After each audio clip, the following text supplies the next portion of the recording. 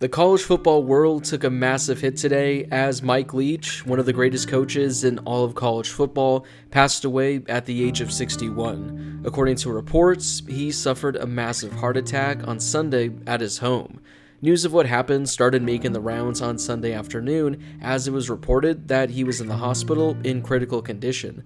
According to reports, he didn't receive medical attention for between 10 to 15 minutes. EMTs had to deliver multiple shocks to restore normal heart rhythm. Leach reportedly suffered seizures with the possibility of brain damage. Now, following the conclusion of the regular season, Mike Leach told ESPN that he struggled with pneumonia during the season, but that he was doing a lot better. Now, this is just a really sad story all the way around. Leach was one of the most beloved figures in all of college football.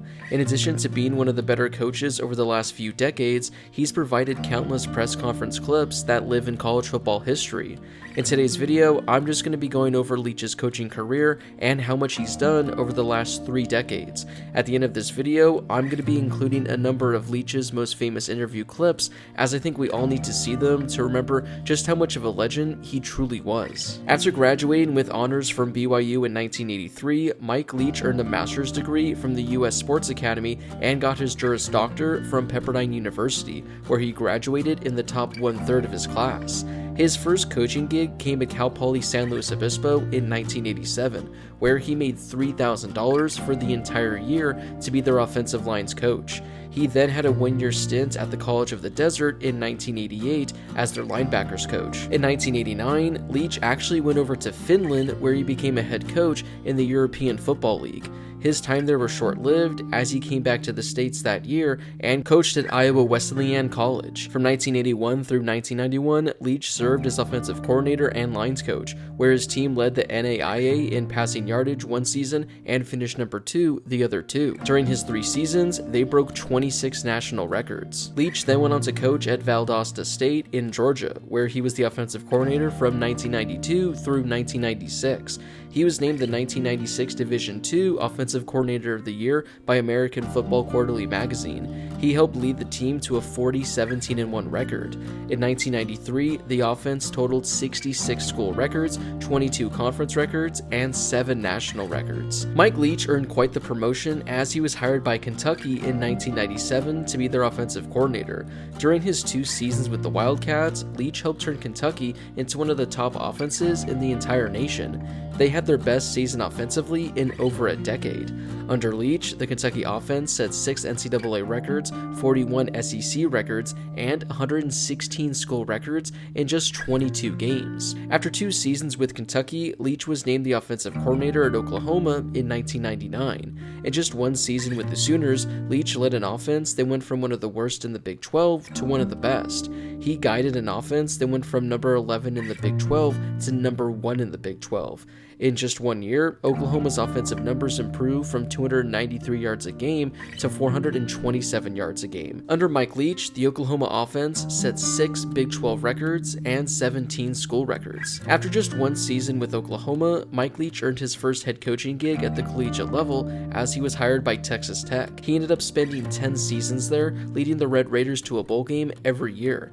Leach compiled a school record 84 victories, a school record 5 bowl wins, and 8 consecutive seasons with at least 8 wins. His best season came in 2008 when he led Texas Tech to an 11-2 season, tying the most wins in program history. Leach received 3 National Coach of the Year awards that season. His offense captured 6 NCAA passing titles and 3 offense titles during his 10 seasons with Texas Tech. Academically, Texas Tech was recognized as one of the nation's top institutions for consistently being above 70% graduation rate. But following the 2009 season, Leach was fired from Texas Tech.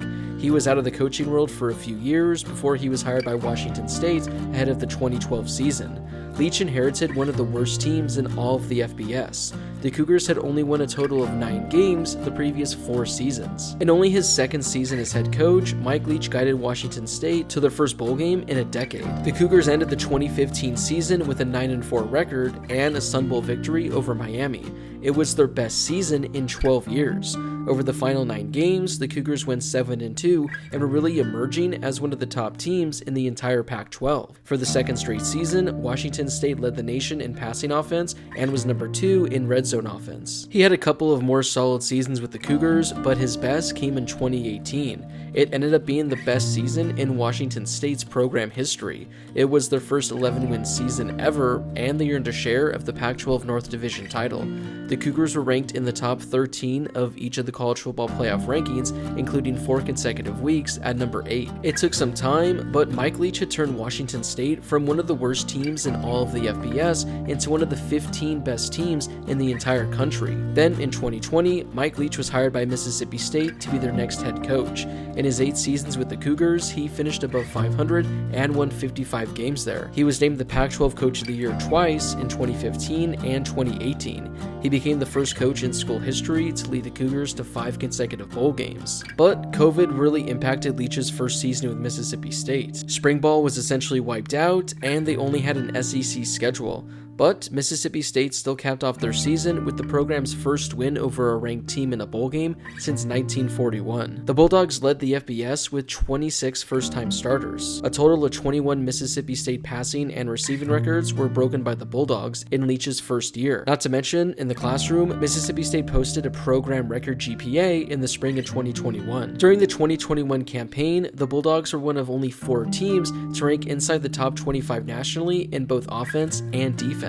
Following the 2021 season, the Bulldogs were the 3rd most improved scoring offense in the SEC and the 10th most nationally. Mississippi State was the only school in the country that faced 6 teams ranked in the final college football playoff top 25, and they were one of only 4 teams with 3 wins against teams ranked in that final poll. Mike Leach became the first Mississippi State head coach to beat 3 teams in one season who finished ranked in a final poll. This past season in Mississippi State, the Bulldogs finished the season 8-4, their first 8-win season since 2018. For what it's worth, he won his final game of his career, defeating Ole Miss in the Egg Bowl. One of the greatest coaches in recent memory, no questions asked. What a career that Mike Leach ended up having. The fact that he was only 61 years old and had at least another decade left in the coaching world is just a tragedy. To finish off this video, I'll leave you all with a number of his most memorable press conference and interview clips from over the years. Rest in peace to Mike Leach, a coach we will never see anything like ever again.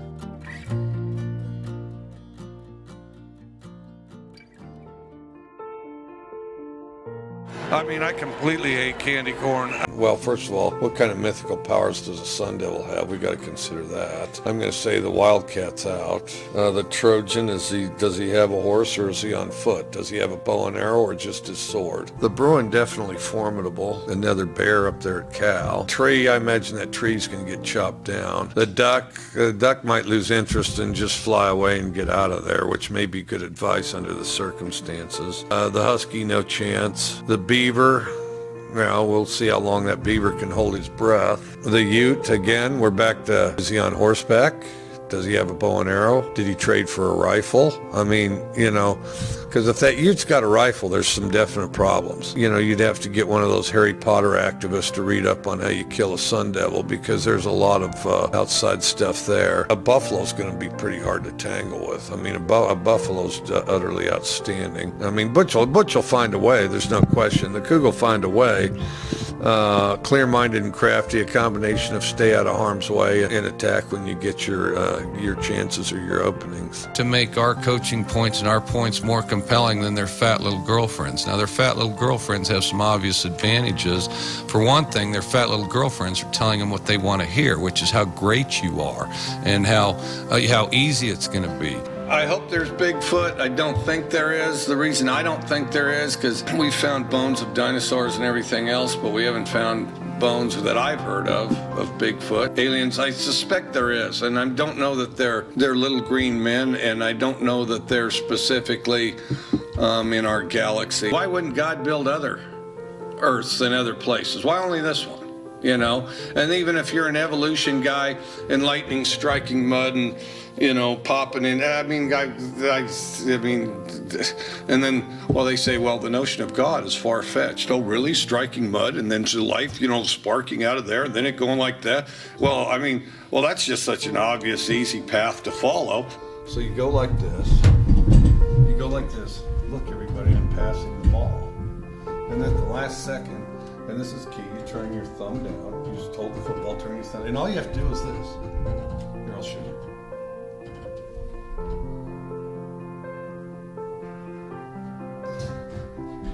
Okay, and so then the ball goes. And so then, and it's a perfectly soft shuttle pass. I thought it was pretty good. My wife can do that where you throw the thing up and catch it in your mouth. I'm not very good at it, but her and my daughter occasionally have the contest where you throw M&Ms and field it with your mouth. And they're both pretty good at it, pretty skilled at it, but I think he could certainly give either one of them a run for their money. I'd like to strangle the guy that invented ties. I mean, who even thought of it? I would not count on a lot of dancing, and to be honest, I hate dancing. Got about a week, 7 seconds on my part where I walked in that locker room and the music's going and all that, and then they try to get me to do it. Threw my arms up in the air a little bit just to let them know that I was really giving it a good try. I started out just trying to walk in place, and that was clearly not satisfactory with it. I tried to bring the knees a little higher, and then I got the hands up to try to finish the deal off, and I do think I outdid Elaine on Seinfeld. As soon as I thought I was safe to stop, I did, and let them have a great time. I'm not real good with technology. I let the kids handle that. All this button pushing and whatnot. Do you want to go out on a date with me? I don't know. What do you look like? Well, I look kind of like this. Okay, well, what are your interests? Well, what do you think my interests are? Looking into this thing and typing into this, just like yours are.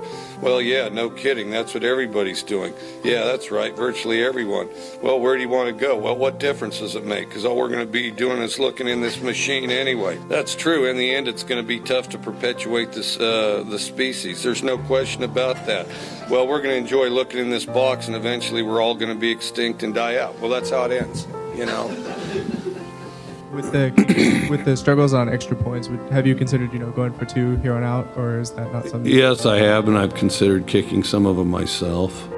Mike, you said a lot of interesting things yesterday, but I think you buried one of the most important ones. Tell us more about this battle axe in the bedroom, and how proficient are you with that? Oh, well, I play with it in front of the TV. I look at it and I touch it and I play with it in front of the TV. And I haven't done this. I mean to read up on it. It's called a bearded axe. And what a bearded axe, it's the kind that's not just like this.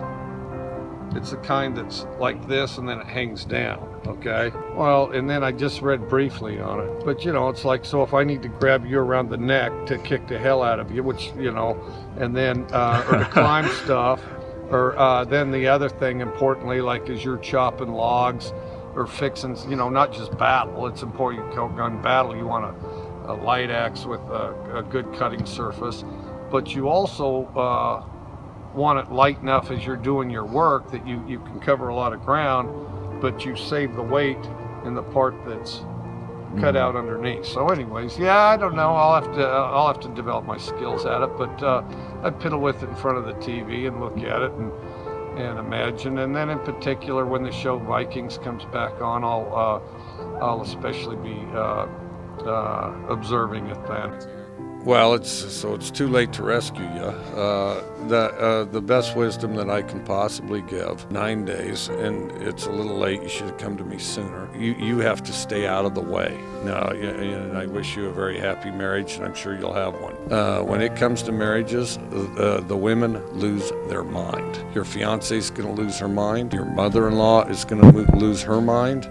Your mom is going to lose her mind. Several of your sisters and female relatives are going to lose their mind, and they're going to barrage you with constant questions. What should we wear? And then, which of course my answer was, I don't care. And then, what color should the invitations be? I don't care. What should we have for dessert? I don't care. Should we seat this way or that way? I don't care. But see, I don't care is not satisfactory at all. And you're going to get caught in a catch-22, and I'm certain that you already have. And that catch-22 is, well, I want you to be a part of this too. So what color invitations?